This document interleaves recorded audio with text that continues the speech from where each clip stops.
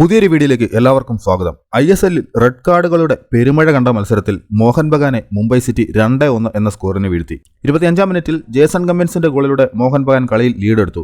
ആദ്യ പകുതിയുടെ അവസാന മിനിറ്റിൽ ഗ്രെഗ് സ്റ്റുവർട്ടിലൂടെ മുംബൈ സമനില നേടി. 73-ാം മിനിറ്റിൽ ബിപിൻ സിംഗ് മുംബൈയുടെ വിജയഗോൾ നേടി. 7 റെഡ് കാർഡുകളാണ് മത്സരത്തിൽ പിറന്നത്. മത്സരത്തിന്റെ 12-ാം മിനിറ്റിൽ മൻവീർ സിംഗിനെ ഫൗൾ ചെയ്തതിന് മുംബൈയുടെ Akash Mishra direct red card കണ്ടു പുറത്തുപോയി.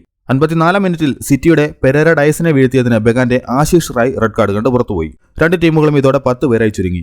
57-ാം മിനിറ്റിൽ ലിസ്റ്റൺ കൊളാസോ റഫറിയെ ചോദ്യം ചെയ്തതിന് രണ്ടാമത്തെ മഞ്ഞക്കാർഡും തുടർന്ന് റെഡ് കാർഡുമായി പുറത്തുപോയി. 88-ാം മിനിറ്റിൽ റെഡ് കാർഡിന്റെ കാര്യത്തിൽ മുംബൈ സിറ്റി സമനില പിടിച്ചു. കാരണം ഗ്രെഗ് സ്റ്റുവർട്ട് പെനാൽറ്റി ബോക്സിൽ വെറുതെ വീണതിന്റെ പേരിൽ രണ്ടാം മഞ്ഞക്കാർഡും വാങ്ങി പുറത്തുപോയി. പിന്നീട് കാർഡുകൾ വരുന്നത് മത്സരത്തിന് ശേഷം നടന്ന കയ്യാങ്കളിയുടെ പേരിലാണ്. മുംബൈ സിറ്റിയുടെ രാഹുൽ പേക്കെ, വിക്രം പ്രതാപ് സിംഗ് എന്നിവർക്ക് റെഡ് കാർഡ് കിട്ടി. മോഹൻ ബഗാന്റെ ഹെക്ടർ വിസ്തയ്ക്കും കാർഡ് കിട്ടി. അങ്ങനെ സംഭവ ബഹുലമായ മത്സരം 2-1 മുംബൈ ജയിച്ചു കയറി.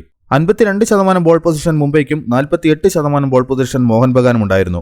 12 ഷോട്ടുകളാണ് മുംബൈ സിറ്റി അടിച്ചത്. 8 ഷോട്ടുകൾ മോഹൻ ബഗാന്റെ വകയും. ഓൺ ടാർഗറ്റിലേക്ക് മുംബൈ സിറ്റിയുടെ 3 ഷോട്ടുകളും മോഹൻ ബഗാന്റെ 2 ഷോട്ടുകളുമാണ് ഉണ്ടായിരുന്നത്.